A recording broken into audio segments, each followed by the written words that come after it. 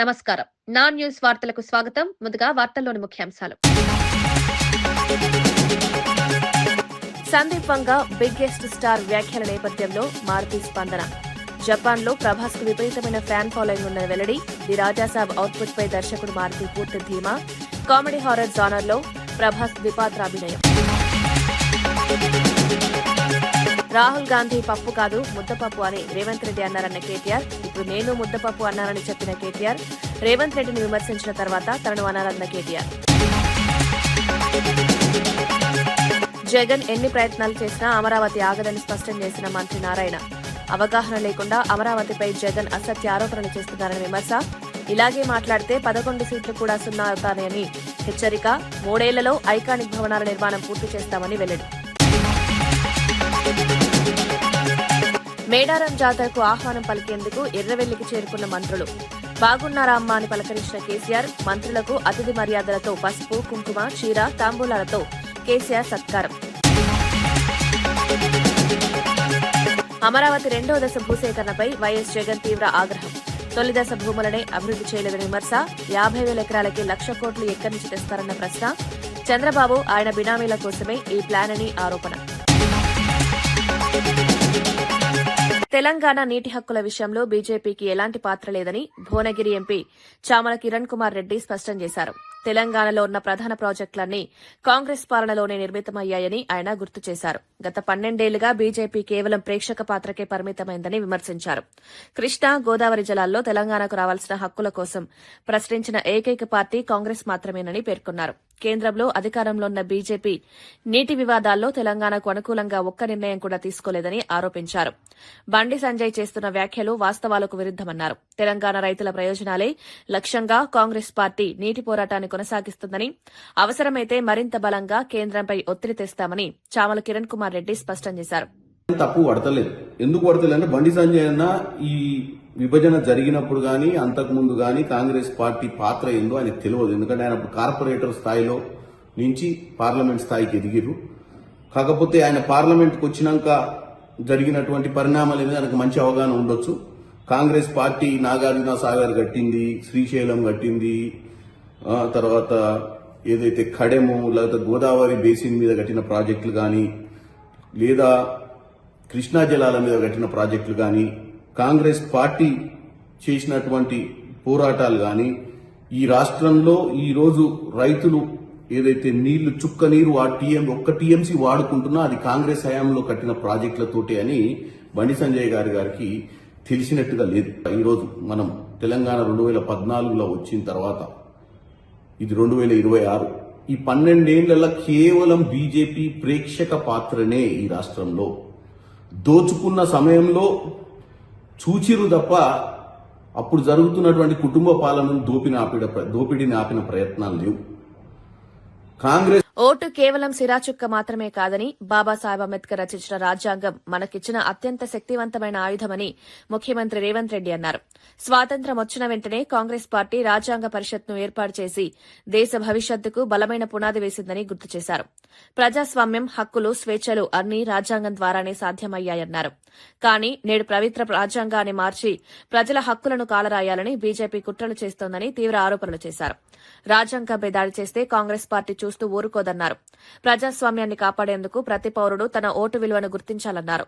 రాజ్యాంగ పరిరక్షణే కాంగ్రెస్ పార్టీ లక్ష్యమని సీఎం రేవంత్ రెడ్డి పునరుద్ఘాటించారు. దేశ స్వతంత్రం వచ్చిన తర్వాత ఈ దేశాన్ని ఏ విధంగా ముందుకు తీసుకెళ్లాలి, ఈ దేశంలో పరిపాలన ఏ విధంగా కొనసాగించాలని చర్చ జరగడానికి ఆనాడు కాంగ్రెస్ పార్టీ కాన్స్టిట్యూయెంట్ అసెంబ్లీని ఏర్పాటు చేసింది. మేధావులను, ఆనాడు పరిపాలనలో భాగస్వాములందరినీ, చట్టాల మీద అవగాహన ఉండి ప్రపంచ దేశాలలో జరుగుతున్న పరిపాలన మీద అవగాహన ఉన్న వాళ్లను ఏర్చి కూర్చి దానికి చైర్పర్సన్ గా డాక్టర్ బాబాసాహెబ్ అంబేద్కర్ గారిని రాజ్యాంగాన్ని రచించడానికి ఆనాడు కాంగ్రెస్ పార్టీ నియమించింది. ఆ సందర్భంగా చాలా చర్చలు జరిగినాయి, సూచనలు వచ్చినాయి, వాదోపవాదాలు జరిగినాయి. భారతీయ జనతా పార్టీ భావజాలం ఉన్న వాళ్ళు ఈ దేశంలో పేదవాళ్లకు ఓటు హక్కు ఉండడానికి వీలు లేదు, కేవలం శ్రీమంతులకు, ఉన్నత వర్గాలకు మాత్రమే దేశంలో ఓటు హక్కు ఉండాలని ఆనాడు వాదించారు. అప్పుడు మహాత్మా గాంధీ గారు, డాక్టర్ బాబాసాహెబ్ అంబేద్కర్ ఈ పేద ప్రజలకు నేను ఇచ్చే ఆయుధమే ఓటు, ఓటు అనే ఆయుధం ద్వారా వాళ్ళు హక్కులను సాధించుకుంటారని మొట్టమొదట పేదలకి దేశంలో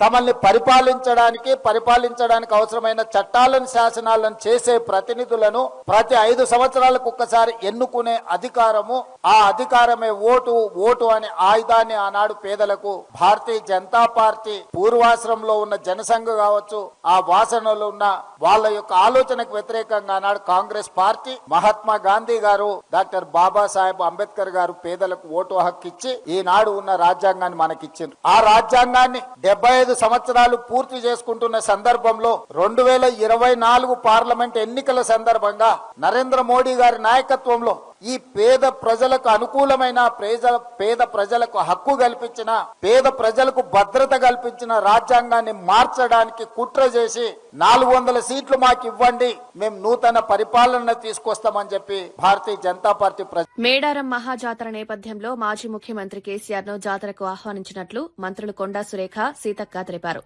సమ్మక్క సారలమ్మ జాతర కేవలం ఒక మతపరమైన వేడుక మాత్రమే కాకుండా ఆదివాసీ ఆత్మగౌరవానికి ప్రతీక అని పేర్కొన్నారు. ఈ మహాజాతరకు అన్ని వర్గాల ప్రజలు తరలివచ్చేలా ప్రభుత్వం విస్తృత ఏర్పాట్లు చేస్తోందన్నారు.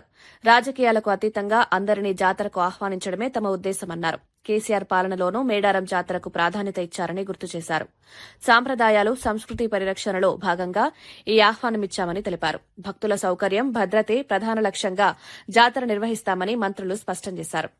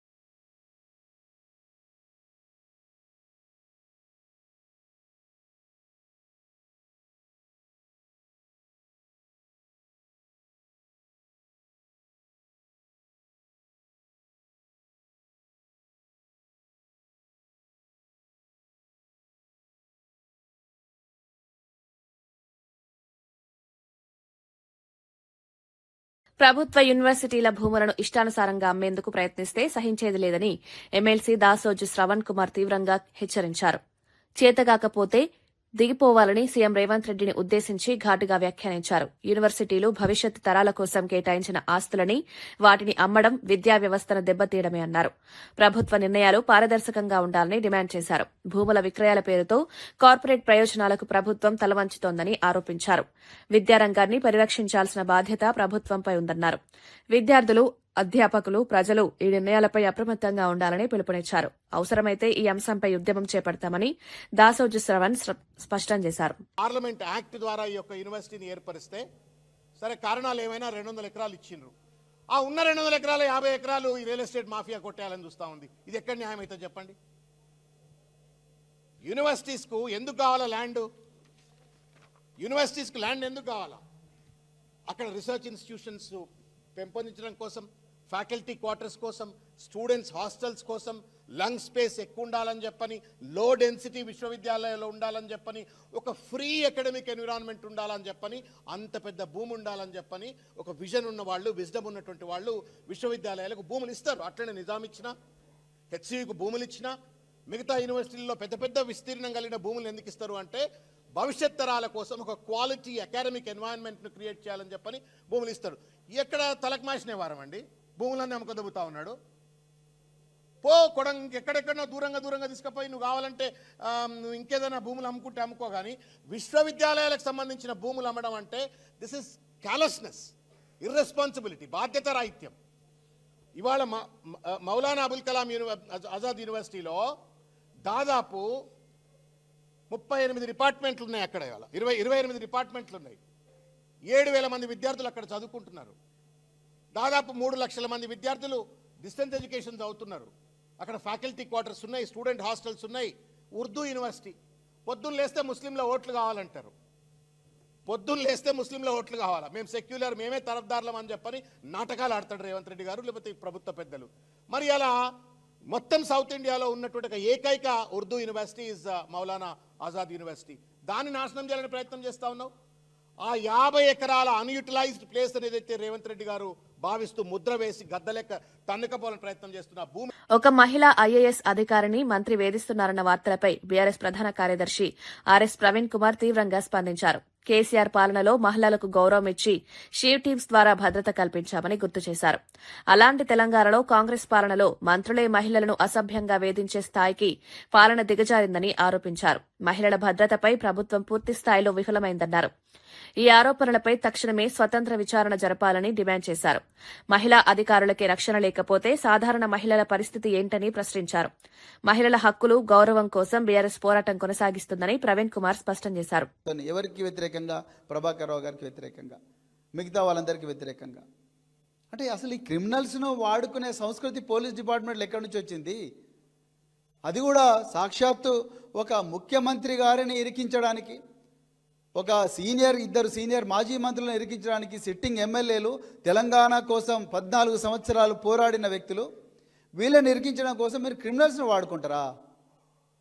అది 40 కేసులున్న క్రిమినల్లు, ల్యాండ్ గ్రాబర్లను వాడుకొని వాళ్ళ ద్వారా నువ్వు ఎట్లనే చెప్పు, లేకపోతే బిడ్డ నువ్వు అట్లా చేస్తున్నావు ఇట్లా చేస్తున్నావు అంటారు.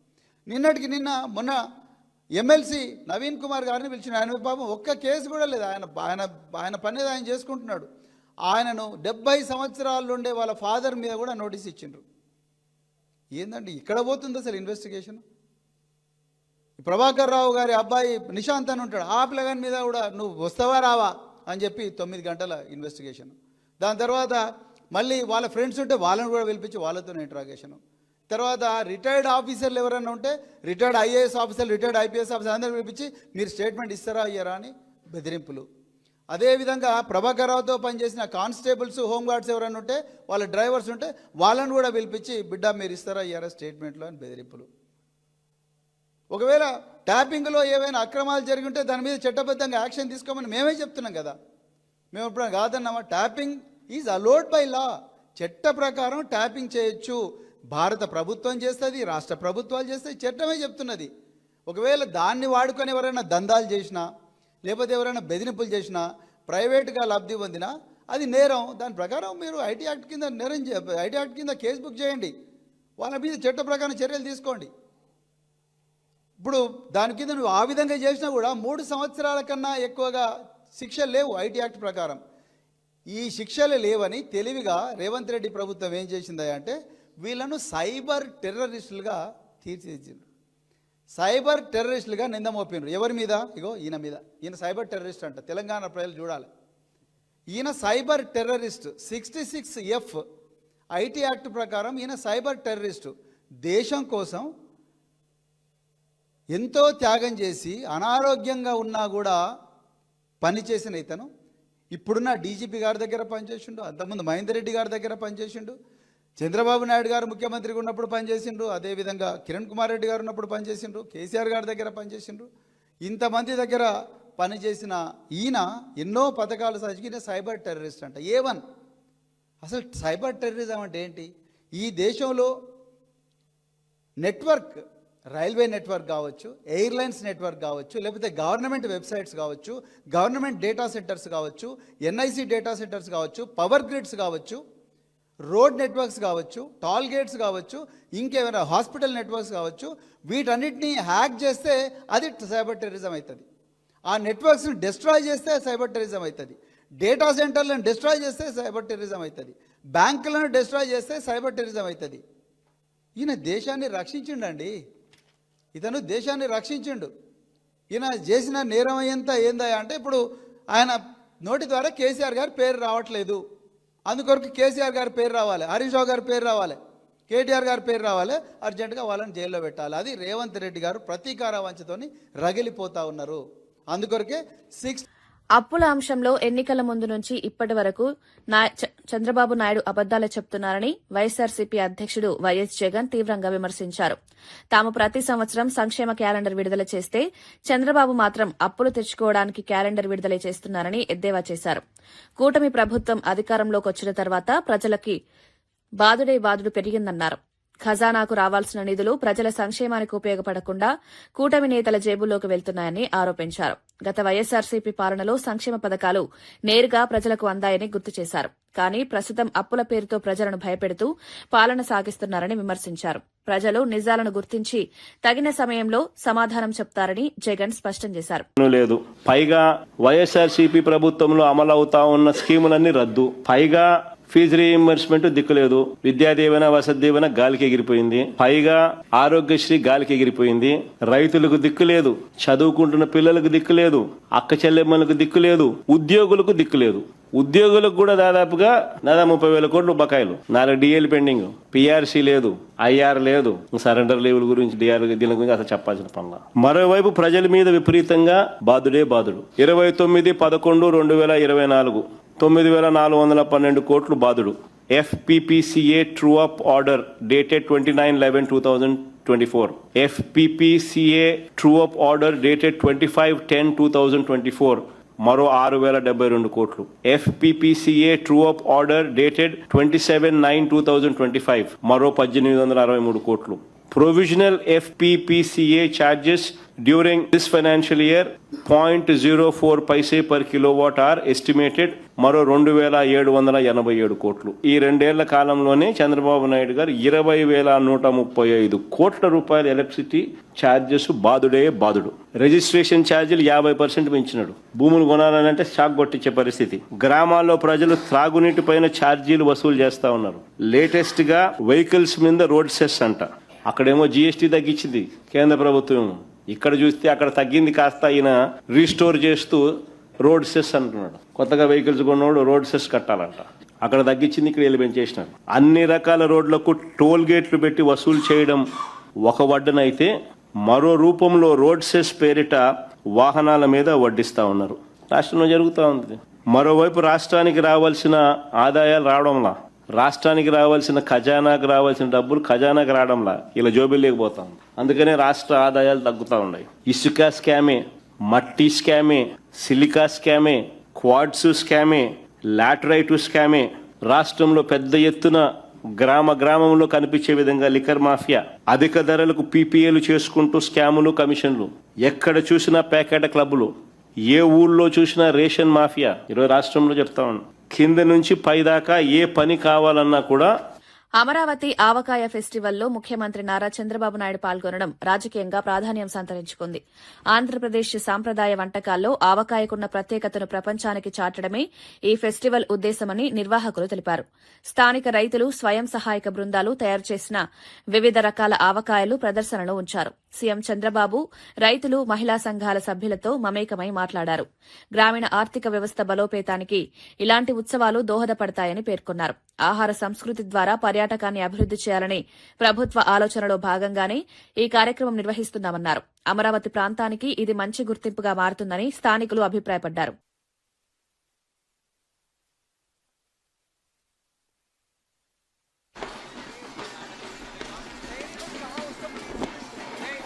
రాజస్థాన్ నుంచి వచ్చినటువంటి ఈ పపెట్స్ ని మనం చూస్తున్నాం. అందులో ఉన్నటువంటి కళాకారులకి మనం గట్టిగా చప్పట్లతోటి అభినందనలు తెలియజేయాలి. All the way from Rajasthan.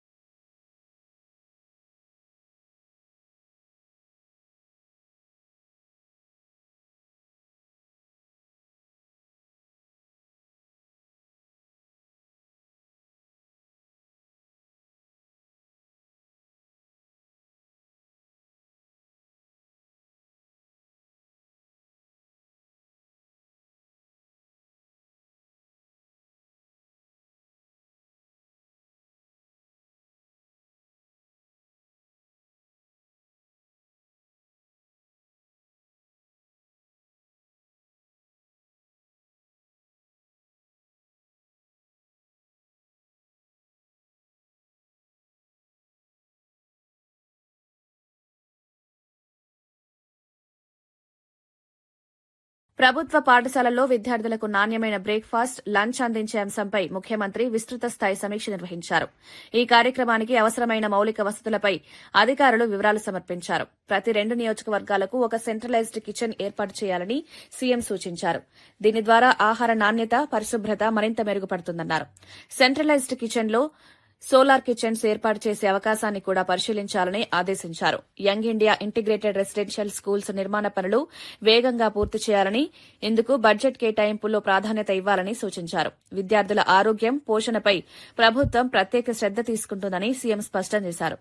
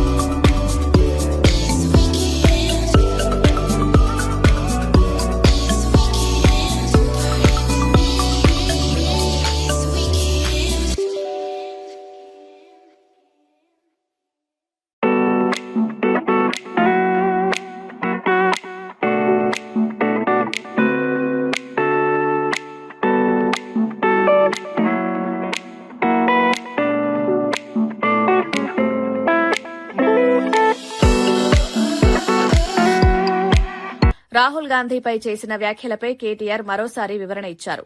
గతంలో రేవంత్ రెడ్డి స్వయంగా రాహుల్ గాంధీని ముద్దపప్పు అని అన్నారని గుర్తు చేశారు.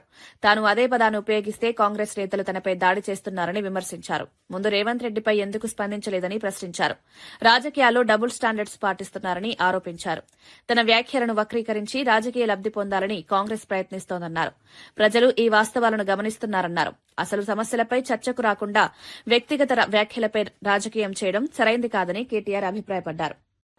నిన్నగాక మొన్న నేను కోపం వచ్చి ఈ రేవంత్ రెడ్డి అసెంబ్లీలో బూతులు మాట్లాడితే నేను కూడా కోపం వచ్చి రాహుల్ గాంధీని ఒక మాట అన్నా. అంటే ఇక కాంగ్రెస్ వాడు ఒక్కొక్కరు, ఒక ఆయన 6 ఫీట్లు ఎగురుతుండు, ఇంకొక ఆయన 6 అడుగులు 6 గజాలు ఎగురుతుండు నా మీదికి. నేను అడుగుతున్నా కాంగ్రెస్ వాళ్ళను, అయ్యా నేనేమన్నా కొత్తగా రాహుల్ గాంధీని? మీ రేవంత్ రెడ్డి అన్నమాట నేనన్నా. రేవంత్ రెడ్డి ఏమన్నాడు రాహుల్ గాంధీని? ఇడు పప్పు కాదు ముద్దపప్పు అన్నాడు. నేనేమన్నా గదే అన్నా. ముద్దపప్పు నిజమే నేనన్నా. దానికి నా మీద ఒకడు 6 ఫీట్లు ఎగురుతుండు, ఒకడు 6 గజాలు ఎగురుతుండు. ఎగిరేదేదో మీరు రేవంత్ రెడ్డి మీద ఎగురురి, నా మీద ఎందుకు ఎగురుతున్నారు మీరు? మీ రేవంత్ రెడ్డి అన్నాడు సోనియా గాంధీని బలిదేవత అన్నాడు. 1000 మందిని బలి తీసుకున్న బలిదేవత, 1000 మంది తెలంగాణ పిల్లలను చంపింది ఈమె అన్నాడు. నేను అన్నా అది? మీ రేవంత్ రెడ్డి అన్నాడు. గసొంటోని తీసుకొచ్చి ముఖ్యమంత్రి చేసిన ఏమనాలి మరి? ఏమనాలి నేను? అందుకే అన్నా, ఆ ముద్దపప్పు గారి గురించి నేను అనలేదు. ముద్దపప్పునన్న రాహుల్ గాంధీని ముద్దపప్పు అన్న రేవంత్ రెడ్డి మీద మీ ప్రతాపం మీద చూపెట్టారు కాంగ్రెస్ వాళ్ళు. మీకు శాతగాక గసొంటోని తీసుకొచ్చి ముఖ్యమంత్రి చేసుకున్నారు మీరు. ముద్దపప్పు అన్నాడు మీ రాహుల్ గాంధీని, సోనియా గాంధీని బలిదేవత అన్నాడు, ప్రజలకు అడ్డమైన వాగ్దానాలు ఇచ్చిండు. స్టార్ అథ్లెట్ జ్యోతి ఎర్రాజీ కూటమి ప్రభుత్వం అందించిన ఆర్థిక సహాయానికి కృతజ్ఞతలు తెలిపారు. అంతర్జాతీయ స్థాయిలో పోటీ పడేందుకు ప్రభుత్వ మద్దతు ఎంతో అవసరమని ఆమె పేర్కొన్నారు. శిక్షణ, ప్రయాణ ఖర్చులు, ఆధునిక సదుపాయాలు కల్పించడం వల్ల క్రీడాకారులు మెరుగైన ప్రదర్శన చేయగలుగుతారన్నారు. ప్రభుత్వం క్రీడలకు ఇస్తున్న ప్రోత్సాహం యువతకు ప్రేరణగా నిలుస్తుందన్నారు. భవిష్యత్తులో దేశానికి మరిన్ని పథకాలు తీసుకురావడమే తన లక్ష్యమని జ్యోతి స్పష్టం చేశారు. క్రీడాకారుల ప్రతిభను గుర్తించి సహకరిస్తున్న ప్రభుత్వానికి ఆమె ప్రత్యేక ధన్యవాదాలు తెలిపారు. అందరికీ నమస్కారం. నా పేరు Jyothi Yarraji, track and field athlete, 100 metre hurdler, Asian games medallist and Arjuna awardee Olympian. రీసెంట్గా ఏషియన్ ఛాంపియన్షిప్లో గోల్డ్ తీసుకొచ్చాను. రవినాయుడు సార్ గారు నన్ను ఎంతో అభినందిస్తూ నారా లోకేష్ సార్ దగ్గరికి తీసుకెళ్ళడం జరిగింది. ఇంతకుముందు నాకు సపోర్ట్ లేదంటూ చాలా బాధపడ్డాను. కానీ ఈసారి లోకేష్ సార్ దగ్గరికి వెళ్ళిన తర్వాత 45 మినిట్స్ సార్ దగ్గర కూర్చొని నా యొక్క ప్రాబ్లమ్స్ అండ్ ఫ్యూచర్ టార్గెట్స్ ఏమేమి ఉన్నాయి అనేది నన్ను కనుక్కొని అండ్ అప్రిషియేట్ చేసి నా మెడల్ చూసి మా పేరెంట్స్ కూడా వాళ్ళతో మాట్లాడారు. మాట్లాడిన తర్వాత మన ఆంధ్రప్రదేశ్లో ఏవేవైతే సపోర్ట్ కావాలి అనుకుంటున్నారో దానికి తగ్గట్టు అన్ని అట్మాస్ఫియర్ అండ్ ఫెసిలిటీస్ తీసుకురావడం అనేది జరుగుతుంది. అండ్ నాకు ఫ్యూచర్లో Asian games and Commonwealth games కోసం సపోర్ట్ చేస్తూ క్యాష్ అవార్డ్ కూడా రిలీజ్ చేయడం జరిగింది. And also future next 3 years తర్వాత ఒలింపిక్స్ రాబోతుంది. దానికోసం నేను ఏ విధంగా ప్రిపేర్ అవ్వాలనేది నాకు ఒక అన్నలా తోడుగా ఉండి అన్ని విధాలుగా నేను సపోర్ట్ చేస్తాను. ఓన్లీ ట్రైనింగ్ పర్పసే కాదు, న్యూట్రిషనిస్ట్, ఫుడ్, విదేశాల్లో ట్రైనింగ్ చేయాలనుకున్నా సరే, ఏ విధమైన సపోర్ట్ కావాలన్నా సరే మన తెలుగుదేశం గవర్నమెంట్ అనేది నీకు తోడుగా ఉంటుంది అనేది నాకు భరోసా ఇచ్చారు. సొంత అన్నగా ఫీల్ అవ్వాను నేను ఆయనతో మాట్లాడినప్పుడు. So kind and also so పొలైట్గా నన్ను ఎంతో అభినందిస్తూ మాట్లాడారు. ఇలాంటి సపోర్ట్ ప్రతి ఒక్క అథ్లెట్స్కి దొరుకుతుందన్న నమ్మకం నాకు కుదిరింది సార్తో మాట్లాడేటప్పుడు. Thank you so much Telugu Desam for ఈ యొక్క అవకాశాన్ని ఇచ్చినందుకు. నాకు స్పోర్ట్స్ కెరియర్ కూడా నా Chandrababu Naidu sir 10 week academy start చేసినప్పుడే జరిగింది. అండ్ ఆల్సో ఇప్పుడు నా గ్రాఫ్ట్ ఇంత ఎదిగిన తర్వాత కూడా నాకు వీళ్ళు సపోర్ట్ చేయడం అనేది ఎంతో ఆనందంగా ఉంది. రైతులకు ఎక్కడైనా అన్యాయం జరిగితే వైఎస్సార్సీపీ చూస్తూ ఊరుకోదని పార్టీ అధ్యక్షుడు వైఎస్ జగన్ స్పష్టం చేశారు. క్షేత్రస్థాయిలో రైతుల సమస్యలపై పోరాటం చేస్తామని ఆయన భరోసా ఇచ్చారు. పంట నష్టాలు, ధరల సమస్యలు, పెట్టుబడి భారంతో రైతులు తీవ్ర ఇబ్బందులు ఎదుర్కొంటున్నారన్నారు. ఈ పరిస్థితుల్లో ప్రభుత్వం రైతుల పక్షాన నిలవాల్సిన అవసరం ఉందని సూచించారు. కానీ ప్రస్తుత ప్రభుత్వం రైతుల గోడును పట్టించుకోవడం లేదని విమర్శించారు. వైఎస్సార్సీపీ పాలనలో రైతులకు భరోసా ఇచ్చే విధంగా పథకాలు అమలు చేశామని గుర్తు చేశారు. రైతుల హక్కుల కోసం రోడ్ల మీదకు రావాల్సి వచ్చినా వెనకాడమని స్పష్టం చేశారు. రైతు సంక్షేమమే పార్టీ ప్రధాన లక్ష్యమని జగన్ మరోసారి వెల్లడించారు. In the initial first phase, you said you wanted 50,000 acres and you need 2 crores per acre to lay these roads, give electricity, give in water, connect them with sewerage system. And to provide for this, according to your own DPR, you said it requires 2 crores per acre. Probably because of your scams, or probably because of reasons known to you alone. Now you and your Benamis have procured land here, so you've decided the capital here.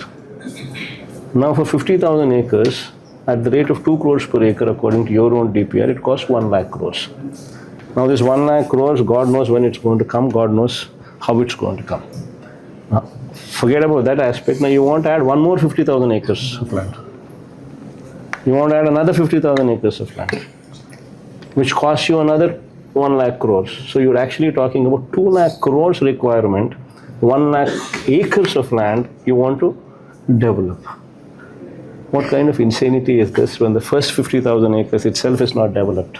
When the farmers are crying about it, that what have you done? Why did you take our land? We are left with nothing now.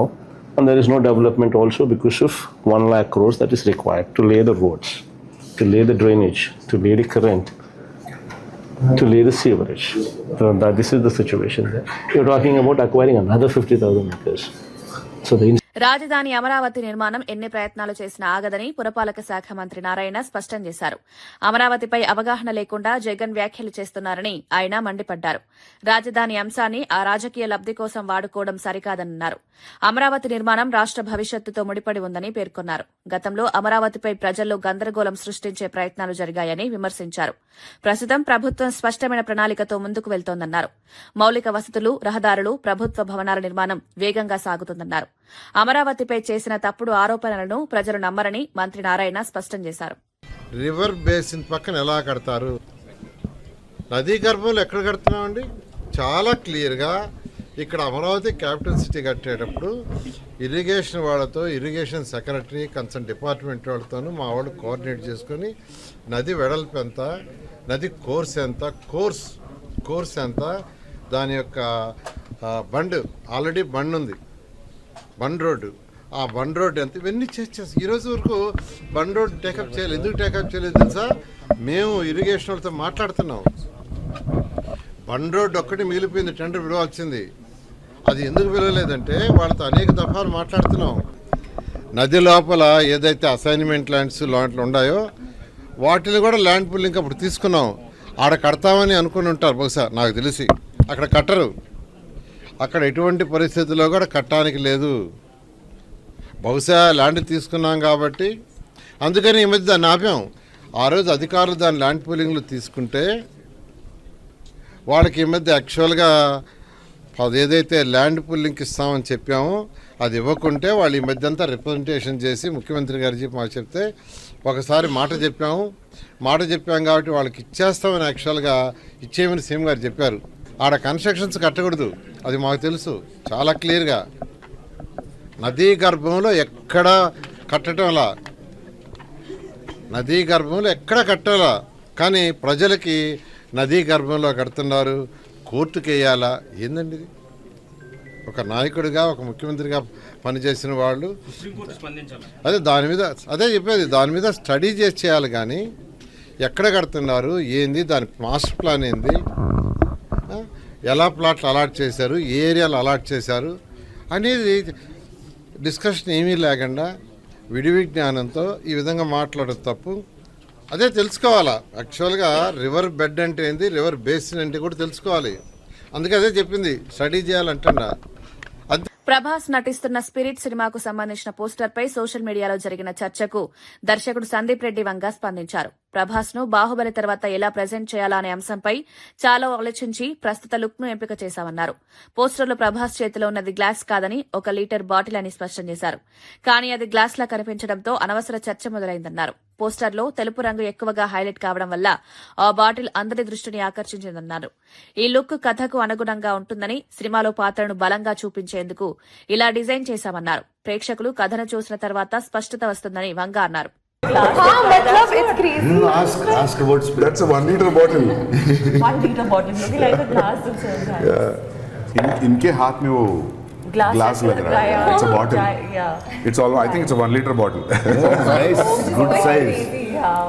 You know, I also, sorry to cut you off, I also saw a lot of memes where people spoke about how you act with your hands. Okay. And I've seen that happening in Raja Saab, and I feel like exactly in Spirit, people literally picked up. Spirit. No, like, Finish yeah. that, then okay, okay. No, I was saying exactly in. Okay, so a lot of people talk about how you sort of act with your hands, and I feel like in Spirit it was also captured because people can't stop talking about how, you know, that big bottle was held literally like a glass. And everybody is confused as to what was that. Yeah, लोगों को लग रहा था railing के ऊपर और एक glass है. लोगों को लग रहा है husband and wife are drinking. Yeah. I also feel you know that the chemistry in a poster or the overall vibe of a poster has really landed well with the pulse of the audience when they start recreating that and making memes with all the other combos they can think of, which is all over the internet. Like AI videos. That being one, and the second one where they microanalyze like every little bit. One person was like, there's another glass also on the table. Yeah, Is he holding so, one glass? yeah. Is there one other glass there? Yeah. Then they've analyzed like the scars on the body and So you were asking, what is the story? What is the story? Yeah. His wife is lighting the Hey, why we are talking about No, it's okay. We want to know, like. No, we're curious. They were like very curious. They were eating my head. He's Let them ask. shirtless. मैं घर पे था ना shirtless वाला. अच्छा. और ऊपर से wounded भी है. Yeah. Yeah. So that's why she was also lighting the cigarette. Yeah. I thought that was quite cool. But why is she lighting? That will lead to that will lead to a nice scene like when you see it's a surprise. Interesting. Yeah. Really looking forward, honestly. Thank you. Rayalaseema lift irrigation అంశంపై జగన్ చేసిన వ్యాఖ్యలకు మంత్రులు Payyavula Keshav, BC Janardhan Reddy తీవ్రంగా స్పందించారు. జగన్ చేపట్టింది lift irrigation కాదని, Rayalaseema theft irrigation అని పయ్యావుల కేశవ్ మండిపడ్డారు. డీపీఆర్ పేరిట 900 కోట్ల రూపాయలు మళ్లించారని ఆరోపించారు.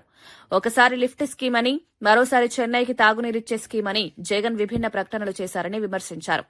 గత ప్రభుత్వంలో 102 రాయలసీమ ప్రాజెక్టులను నిలిపివేస్తూ ఉత్తర్వులు జారీ చేయలేదా అని ప్రశ్నించారు. సీమలో ఒక్క ప్రాజెక్టు కూడా ముందుకు సాగకుండా చేసిన జగన్ ఇప్పుడు కపట ప్రేమ చూపిస్తున్నారని ఆగ్రహం వ్యక్తం చేస్తున్నారు. అది నువ్వు చేసుకుంటున్నానని చెప్పి నువ్వు నీ ప్రభుత్వంలో అధికారికంగా ఎన్జీటీకి none other than the chief సెక్రటరీతో సంతకం పెట్టించావు. We're doing only preparatory work for DPR investigation but not the main work. ఈ రాయలసీమ ప్రాజెక్ట్ చేశామని చెప్పి ఎంత డైవర్ట్ చేశారు దీంట్లో నుంచి? 900 కోట్లు పేరు పెట్టి పిఎఫ్సి దగ్గర నుంచి డబ్బులు తీసుకొచ్చారు. డబ్బులు రావాల్సింది ఎక్కడికి? ఆంధ్రప్రదేశ్ ప్రభుత్వానికి. కానీ ఆ డబ్బులు ఆంధ్రప్రదేశ్ ప్రభుత్వానికి రాలేదు. అందుకనే నేను చెప్పాను అది రాయలసీమ థెఫ్ట్ ఇరిగేషన్ స్కీమ్ అయింది, లిఫ్ట్ ఇరిగేషన్ స్కీమ్ కాదు. పోనీ నువ్వు ఏం చేసినా చిత్తశుద్ధితో ఆ ప్రాజెక్ట్ కంప్లీట్ చేసా ఏదో రూపంలో చేస్తావా చేయవా నీకు ఒక ఆలోచన ఉంది, మాకు ఒక ఆలోచన ఉంది. పోనీ దాన్నైనా చేసావా? అదే 1200 కోట్లు పెట్టి చంద్రబాబు నాయుడు గారు 1 సంవత్సరంలో ప్రాజెక్ట్ కంప్లీట్ చేశాడు. నువ్వు వెళ్ళి ఈరోజు ప్రెస్ మీట్లో ఏమంటున్నావు? రాయలసీమ లిఫ్ట్ ఇరిగేషన్ మీద చంద్రబాబు నాయుడు గారు కేసులు వేశారని. కేసులు వేసింది ఎవరు? తెలంగాణ ప్రభుత్వం, నీ మిత్రుడు. అటు కేసీఆర్ గారు, హరీష్ రావు గారు నీ మీద 2020లో వేశారు. నిన్న మొన్న ప్రెస్ మీట్ పెట్టి ఆయన డాక్యుమెంట్లతో సహా చూపించాడు, మేము స్టే తీసుకొచ్చాం దాని రాయలసీమ లిఫ్ట్ ఇరిగేషన్ మీద అని. ఇప్పుడు చెప్పండి, చీకటి ఒప్పందాలు ఎవరికి ఉన్నాయి? ఈ రాష్ట్ర ప్రయోజనాల్ని తాకట్టు పెట్టింది ఎవరు? రాష్ట్రం కోసం అనుక్షణం తపన పడేటువంటి చంద్రబాబు నాయుడు గారు ఒకవైపు, ఆ ప్రాజెక్టుల పేరుతో ప్రజల్ని మోసం చేసింది నువ్వు మరోవైపు. ప్రజల జీవితాలతో ఆడుకొని ఈరోజు మళ్ళీ కబుర్లు చెప్తున్నాం, వచ్చేది మేమే అని. ఎక్కడికి వస్తావు?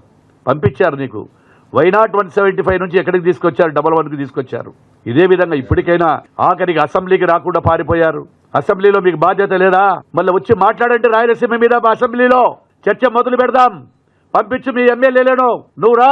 మా నాయకుడు రెడీగా ఉన్నాడు. రాయలసీమ మీద ఎవరు కరెక్ట్గా ఉన్నారో ఎవరు తప్పు ఉన్నారో చెప్తాం. అసెంబ్లీ సాక్షిగా తెలుసుకుందాం. ఏదో బయట ఉండి ప్రెస్ మీట్లు కాదు, అసెంబ్లీ సాక్షిగానే తెలుసుదాం. ప్రజలందరూ చూస్తారు. నువ్వు అడిగిన ప్రతి దానికి మా నాయకుడు చెప్పడానికి రెడీగా ఉన్నారని కూడా తెలియజేస్తా ఉన్నాం. ఏపీ లాజిస్టిక్ ఇన్ఫ్రాస్ట్రక్చర్ కార్పొరేషన్ ఏర్పాటుకు మంత్రివర్గం ఆమోదం తెలిపింది. సీఎం చంద్రబాబు నాయుడు నేతృత్వంలో జరిగిన సమావేశంలో 35కు పైగా అజెండా అంశాలకు గ్రీన్ సిగ్నల్ ఇచ్చారు. వచ్చే 5 ఏళ్లలో 7,500 మందికి ఉపాధి కల్పించాలనే లక్ష్యంతో క్లస్టర్ డెవలప్మెంట్ ప్రోగ్రాం అమలు చేయాలని నిర్ణయించారు. వివిధ పరిశ్రమల ఏర్పాటుకు భూ కేటాయింపులకు ఆమోదం తెలిపారు. పాఠశాల కిట్ల పంపిణీ కోసం 944 కోట్లకు పరిపాలనా అనుమతులు మంజూరు చేశారు. డాక్టర్ సుధాకర్ కుటుంబానికి ₹1 కోటి ఆర్థిక సాయం, ఆయన కుమారుడికి డిప్యూటీ తహసీల్దార్ ఉద్యోగం ఇవ్వాలని నిర్ణయించారు. ఈ నిర్ణయాలు రాష్ట్ర అభివృద్ధికి దోహదపడతాయని ప్రభుత్వం తెలిపింది. 3,538 కోట్ల పెట్టుబడితో 1980 మందికి ఉపాధి లభించే ఒక సోలార్ మాడ్యూల్ మ్యానుఫ్యాక్చరింగ్ యూనిట్ ని ఏర్పాటు చేయబోతా ఉంది. దీని కెపాసిటీ 4 గిగావాట్స్. వీరికి 120 ఎకరాలు 60 లక్షల చొప్పున కేటాయించడం జరుగుతుంది. 48.5% ఇన్వెస్ట్మెంట్ సబ్సిడీ ఇవ్వడం జరుగుతుంది. 10 ఏళ్ల పాటు పవర్ టారిఫ్, 10 ఏళ్ల పాటు వాటర్ ఛార్జెస్ పై 75% సబ్సిడీ ఇవ్వడం జరుగుతుందని చెప్పేసి మనం చేస్తాము. అదేవిధంగా బాపట్ల జిల్లాలో మీ అందరికీ తెలిసిందే, అందరూ కూడా తెలంగాణ నుంచి కానివ్వండి, ఆంధ్రప్రదేశ్ నుంచి కానివ్వండి, హాలిడేస్ వచ్చిన యువకులు ఎక్కువగా గోవా బీచ్ రిసార్ట్స్కి వెళ్ళాలని చెప్పేసి చాలా మంది వెళ్తాం విషయం మనకు తెలిసిందే. రాబోయే రోజుల్లో గోవాను తలదన్నే విధంగా మన సూర్యలంక బీచ్ తయారు కాబోతుందని చెప్పేసి మనం చేస్తాం. అక్కడ పెట్టడానికి 2 5 స్టార్ హోటల్స్, ఒక 3 స్టార్ హోటల్. సాయివెన్ హాస్పిటాలిటీ గ్రూప్ వారికి 6.5 ఎకర్స్. అదేవిధంగా అర్నా కోస్టల్ రిసార్ట్స్ వాళ్ళకి 8.08 ఎకరాలు. వీళ్ళిద్దరూ కూడా 5 స్టార్ హోటల్స్ నిర్మాణం చేయడానికి ప్రపోజల్ పెట్టారు. వీళ్ళు 2 years లో ఈ ప్రాజెక్ట్ ని కంప్లీట్ చేయాలి. కంప్లీట్ చేయకపోతే ఆ రోజు ఈ ప్రపోజల్స్ కూడా క్యాన్సిల్ చేసే అవకాశం కూడా ఉందని చెప్పేసి మనం చేస్తాను. వీరికి 66 సంవత్సరాలు ఒరిజినల్ గా లీజు, తర్వాత ఎక్స్టెండబుల్ బై అనదర్ 33 years. తిరుమలలో మద్యం సీసాలు బయటపడిన ఘటన భూమన కరుణాకర్ రెడ్డి కనసన్నల్లోనే జరిగిందని జనసేన నేత కిరణ్ రాయల్ ఆరోపించారు. తిరుమల లాంటి పవిత్ర ప్రాంతంలో ఇలాంటి ఘటనలు జరగడం భక్తుల మనోభావాలను దెబ్బతీస్తుందన్నారు. ఈ వ్యవహారంపై సమగ్ర విచారణ జరపాలని డిమాండ్ చేశారు. గత వైసీపీ పాలనలో తిరుమలలో జరిగిన అక్రమాలపై అప్పట్లో ఎందుకు చర్యలు తీసుకోలేదని ప్రశ్నించారు. దేవస్థానాల పవిత్రతను కాపాడాల్సిన బాధ్యత ప్రభుత్వాలపై ఉందని స్పష్టం చేశారు. ఈ ఘటనపై బాధ్యులపై కఠిన చర్యలు తీసుకోవాలని కోరారు. తిరుమల విషయంలో రాజకీయాలు చేయకుండా భక్తుల విశ్వాసాన్ని కాపాడాలని జనసేన నేత సూచించారు. తిరుమల తిరుపతి దేవస్థానం ఈ కూటమి ప్రభుత్వం వచ్చిన తర్వాత మేము ఎలా పరిపాలిస్తామో రాష్ట్ర ప్రజలకి, హిందూ మతం గౌరవించే ప్రతి ఒక్కరికి, వెంకటేశ్వర స్వామి భక్తులందరూ కూడా తెలుసు. గత సంవత్సరం వైకుంఠ ఏకాదశి కాడి నుంచి నిన్నటి వరకు మద్యం సీసాల వరకు మొత్తం ఒక్కొక్కటిగా బయటపడుతూ వస్తుంది. అన్నిటికి కారణం వైసీపీ చెప్పి అనేక సార్లు చెప్పాం. వైఎస్ఆర్ కాంగ్రెస్ పార్టీ సంబంధించిన నాయకులు తిరుపతిలో ఉన్న మాజీ చైర్మన్ కరుణాకర్ రెడ్డి గారి అనుచరులు, వైవి సుబ్బారెడ్డి అనుచరులు అని చెప్పి గతంలో చెప్పినా కూడా వాళ్ళు కాదు, లేదు మేము కూడా వెంకటేశ్వర భక్తులమే, హిందూ మతాన్ని మేము తప్ప ఎవరు కాపాడరు, హిందూ సామ్రాజ్యానికి రారాజు జగన్ అని చెప్పి మాట్లాడతారు. తిరుమలలో మద్యం బాటలు ఇళ్ల పనే.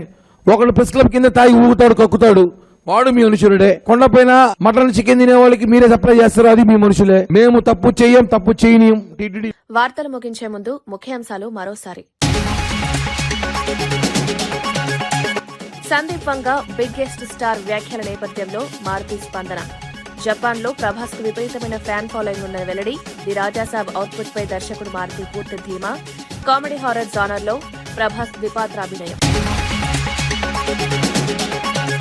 రాహుల్ గాంధీ పప్పు కాదు ముద్దపప్పు అని రేవంత్ రెడ్డి అన్నారన్న కేటీఆర్. ఇప్పుడు నేను ముద్దపప్పు అన్నానని చెప్పిన కేటీఆర్ రేవంత్ రెడ్డిని విమర్శించిన తర్వాత తనను అనాలన్న కేటీఆర్. జగన్ ఎన్ని ప్రయత్నాలు చేసినా అమరావతి ఆగదని స్పష్టం చేసిన మంత్రి నారాయణ.